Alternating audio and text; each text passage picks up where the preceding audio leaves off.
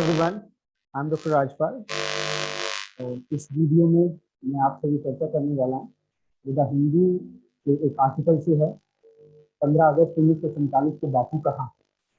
On August 15, 1947 there was Bapu, and this article is written by Tushar A. Gandhi, who is a peace activist and heads the Mahatma Gandhi Foundation that is engaged in separating Gandhian values and thoughts.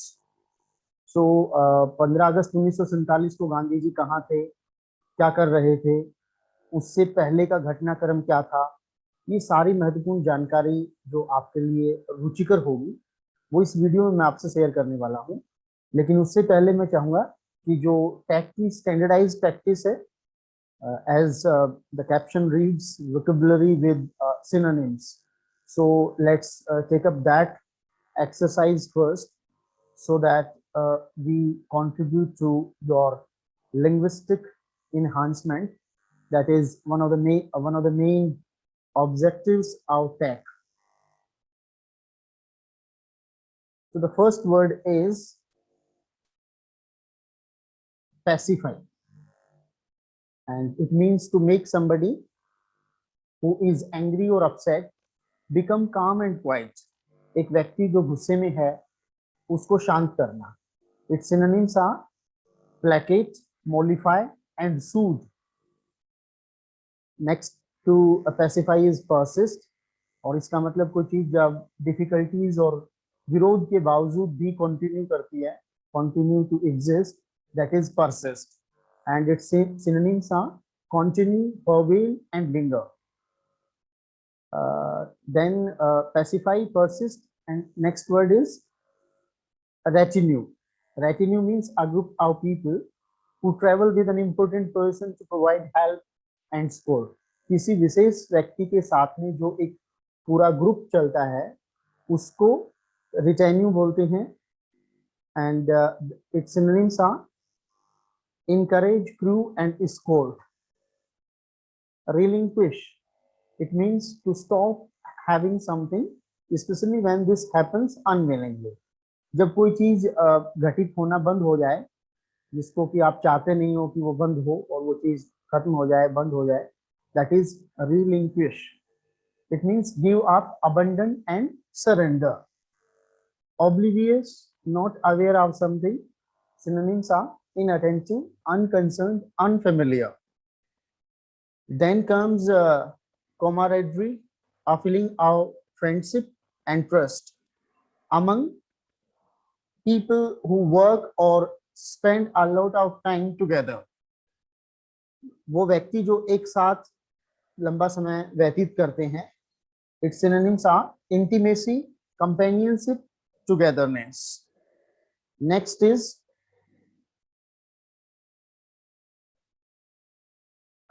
deck up. Deck up means put on special clothes to appear particularly appealing and attractive. To attire, deck out, dress up.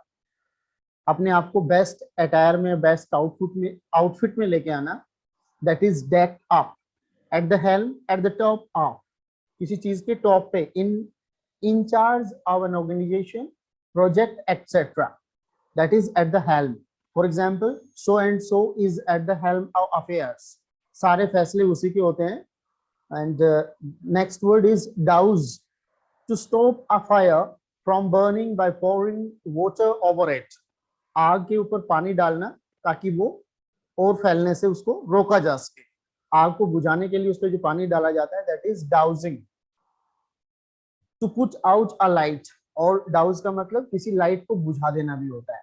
It's synonyms are wet, splash, extinguish.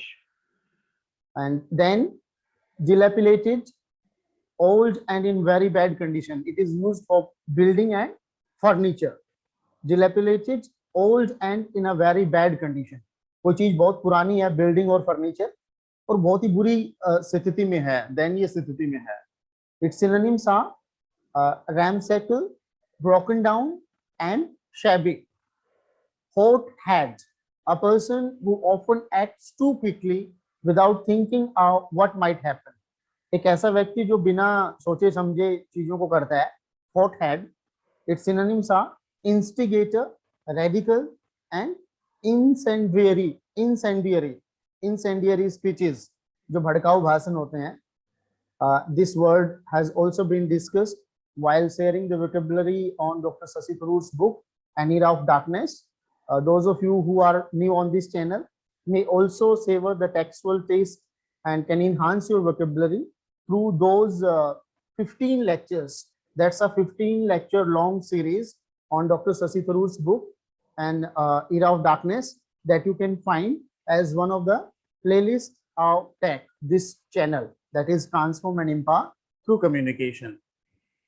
Next is furious, very angry, and its synonyms are desperate, vehement, enraged.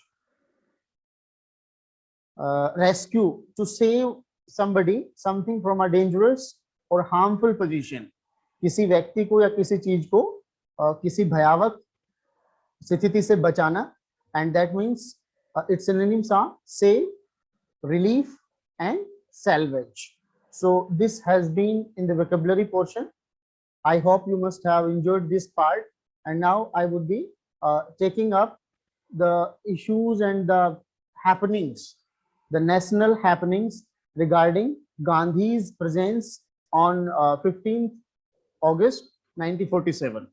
So the point is, when Delhi was completely decked up for the grand celebration of independence and the transfer of power, and Indians geared up to celebrate independence, where was the man who had been at the helm of the fight for independence? Or where was Bapu? जिस वक्त पूरा देश जो transfer of power था, जो आजादी थी, उसके मिलने पर जो जश्न था, उस जश्न के माहौल में इस पूरे जश्न को इस मुकाम तक लेके आने में सबसे अहम भूमिका निभाने वालों में से जो फिगर है वो गांधी जी की है. और उस वक्त गांधी जी कहाँ थे, ये क्वेश्चन है that the writer starts this article with. And he was far away in Calcutta. 15 अगस्त 1947 को Gandhi ji, far away from Delhi, he was in Calcutta, and he was determined in his efforts to bring peace and calm to place that was burning with violence. Calcutta में जो जो दंगे हो रहे थे, जो सांप्रदायिक हिंसा हो रही थी, और सांप्रदायिक हिंसा की आग में बंगाल जल रहा था, उस वक्त Gandhi ji was there and he was determined to bring peace and calm there. And prior to that, 15 अगस्त से पहले, on 6th of August, Bapu boarded the Calcutta mail at Lahore. 6 अगस्त को बापू ने कलकत्ता के लिए जो कलकत्ता मेल थी उसमें वो सवार हुए. वहां से उन्हें पटना आना था, पटना के बाद उन्हें कलकत्ता, और फिर finally he was planning to leave for Noakhali, that is in Bangladesh today. So where he had promised that minority community that he would shield them with partition when partition happened. Noakhali में उन्होंने प्रॉमिस किया था कि जब पार्टीशन होगा तो वहां पर वो लोगों को शील्ड करेंगे, उनको बचाएंगे. And particularly the case was the atrocities were on the Hindus, which were very much there in Noakhali. Noakhali को गांधी जी ने कब्रिस्तान भी कहा था, शमशान भी कहा था, और वहां पर जो भारतीय लोग थे, जो हिंदू लोग थे, उनके ऊपर जो त्रासदी, जो इम्पेंडिंग डेंजर था, उसको उससे उनको सेफ गार्ड करने के लिए गांधी जी ने प्रॉमिस किया था कि वो लाहौर से पटना, पटना से कलकत्ता, और फिर फाइनली वो नोआखली जाएंगे. But before that Bapu arrived in Calcutta on August 9th अगस्त को जब वो कलकत्ता पहुंचे, 9th August 1947. So a delegation of Muslims led by the chief of Calcutta District Muslim League, that was Muhammad Usman. So Muhammad Usman pleaded with Bapu to remain in Calcutta to ensure safety of Muslims. Muslims को safety provide करने के लिए मोहम्मद उस्मान ने, जो कलकत्ता के district मुस्लिम league के chief थे, उन्होंने गांधी जी को प्लीड किया, गांधी जी से प्रार्थना की कि वो मुस्लिम्स की सेफ्टी के लिए कलकत्ता में रुक जाएं. And then Bapu told them he would delay going Noakhali if they can guarantee and they can ensure the well-being and safety of the minority Hindu minority in Noakhali. बापू ने कहा कि अगर जो हिंदू माइनॉरिटी है नोआखली में, उसकी सुरक्षा का वो अश्योरेंस देते हैं, तो बापू थोड़ा लेट चले जाएंगे. He might delay his visit to Noakhali. And on August 11th, Bapu met with H.S. Suharwadi, the former premier of Bengal, and Suharwadi too voiced his concern about the safety of Muslims. So H.S. Suharwadi ने भी गांधी जी से कहा कि वो Muslims की safety को लेकर कुछ करें. And then Bapu asked him to stand guarantee for the safety of Hindus in Noakhali if he wished for him to stay back in Calcutta. So H.S. सुहार्दी को भी गांधी जी ने कहा कि अगर वो चाहते हैं कि वो वहां रुकें, कलकत्ता में रुकें, तो उन्हें जो हिंदू माइनॉरिटी है नोआखली में, उसकी सेफ्टी की अश्योरेंस देनी होगी. So it was decided that Bapu and Suharwadi would meet and live in Hedri mansion, now preserved as Gandhi Bhavan in Bangladesh. Sorry, not in Bangladesh, but in Belghat. So Belghat में जो Hydari mention था, उसमें गांधी जी और सुहावर्दी वो दोनों वहां पे रुकेंगे, ये डिसाइड हुआ. And that dilapidated and abandoned home of a Muslim family, जो एक मुस्लिम परिवार के द्वारा छोड़ा हुआ एक पुराना सा घर था, हैदरी मेंशन, तो वहां पे वो रुकेंगे. In a densely populated neighbourhood very poor Muslims, और आसपास में गरीब मुस्लिम वहां पे रहते थे. So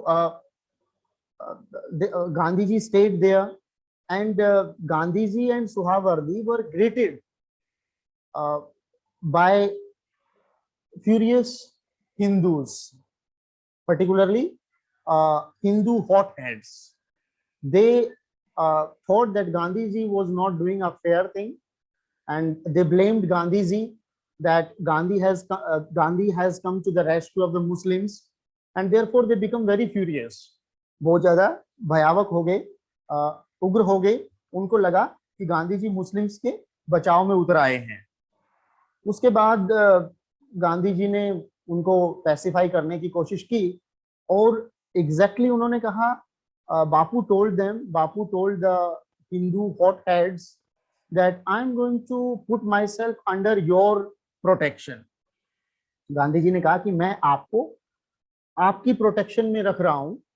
you are welcome to play the opposite role, और आप इससे जो ऑपोजिट रोल है that was being played by the Muslims, if you choose that, then you can take up that opposite role. I have already reached the end of my life's journey. Gandhi ji ने कहा कि मैं अपने जीवन के आखिरी पड़ाव में हूँ, मेरा जीवन लगभग पूरा हो गया है.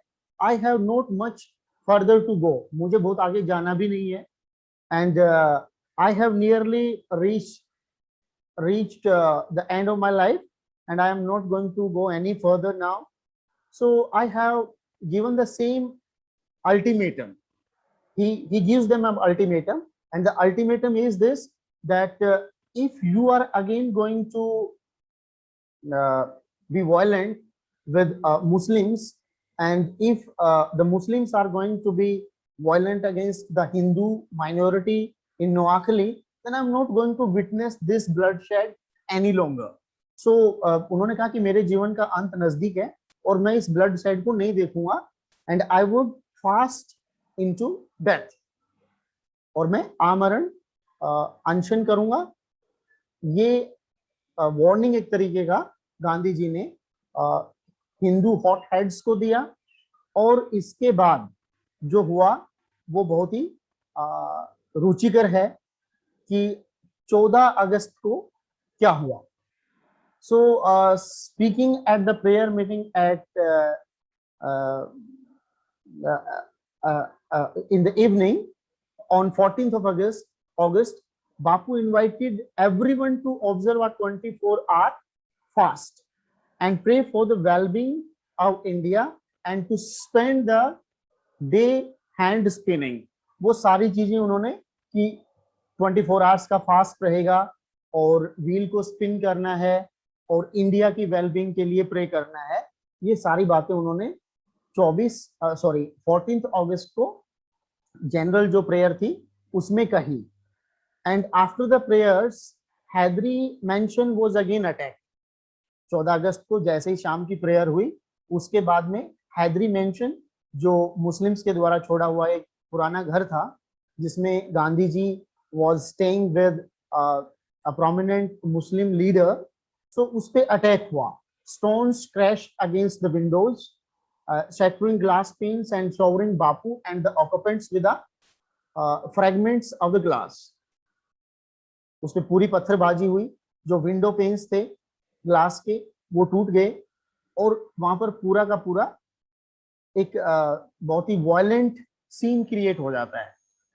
तब वो सीन क्रिएट हो जाता है तो गांधी जी क्या करते हैं, Gandhi ji comes by the window और उसके बाद जब उनको लगता है कि उन्होंने भीड़ को शांत कर दिया है तो उस वक्त वो क्या करते हैं, Gandhi ji asks सुहार्दवर्दी to come. सो सुहार्दवर्दी उनके पास आते हैं और आके खड़े हो जाते हैं.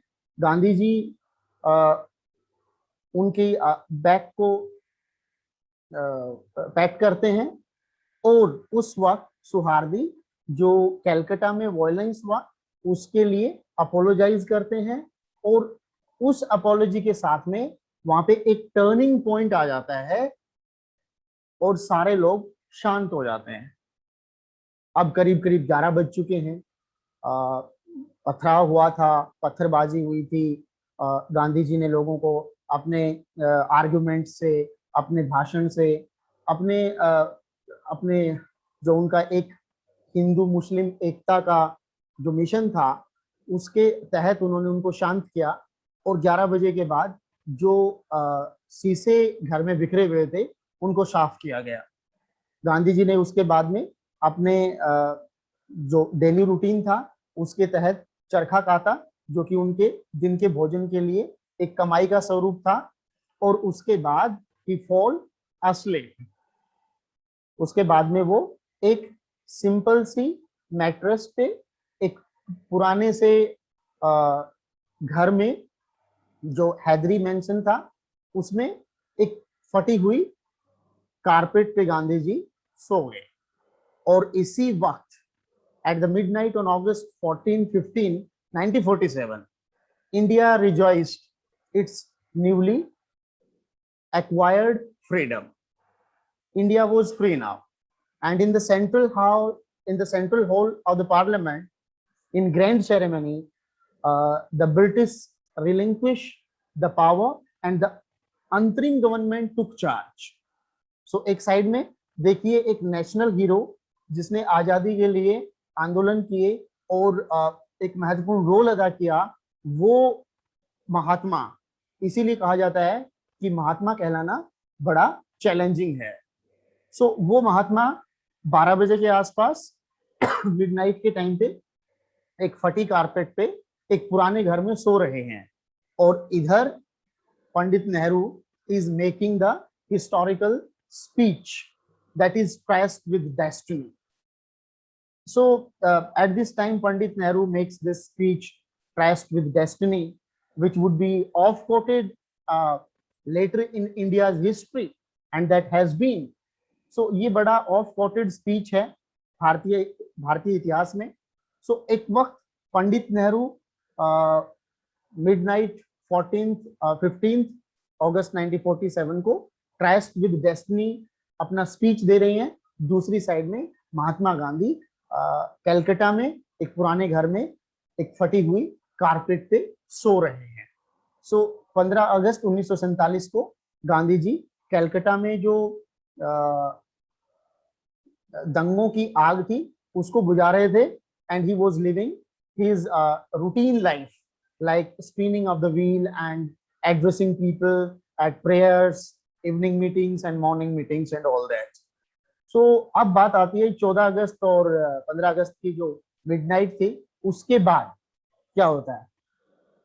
Giving a very minute and circumspect detail, the writer of this article mentions that Gandhiji woke up on 15th of August 1947, quarter to 4. पौने 4 बजे गांधी जी उठते हैं और अपना डेली का जो रूटीन है उसको फॉलो करते हैं. उसके बाद बहुत सारे लोग गांधी जी को कॉन्ग्रेचुलेट करते हैं, but Gandhi ji but Gandhi ji did not celebrate India's independence. He was praying, fasting and spinning khadi. 15 अगस्त को पूरे दिन वो अपना चरखा काटते रहे, फास्ट करते रहे और प्रार्थना करते रहे. So on the Independence Day itself, a large crowd gathered around the governor's mansion in Calcutta and laid siege to it, unmindful that now its occupant was an Indian, C. Rajgopalacharya. So जितने भारतीय लोग थे उनको इसी बात की खुशी थी कि finally this governor's mansion is occupied by an Indian, C. Rajgopalachari, and the newly appointed governor of the Bengal was held hostage in the Raj Bhavan for several hours by Indians on Independence Day, and Gandhi was busy spinning the wheel, fasting and praying. So Bapu sent a message to the ministers of the cabinet of the West Bengal. West Bengal की जो cabinet के ministers थे उनको गांधी जी ने अपना message भेजा, and he wrote that from today you have to wear the crown of thorns. Crown of thorns, कांटों का ताज आज से आपको पहनना है.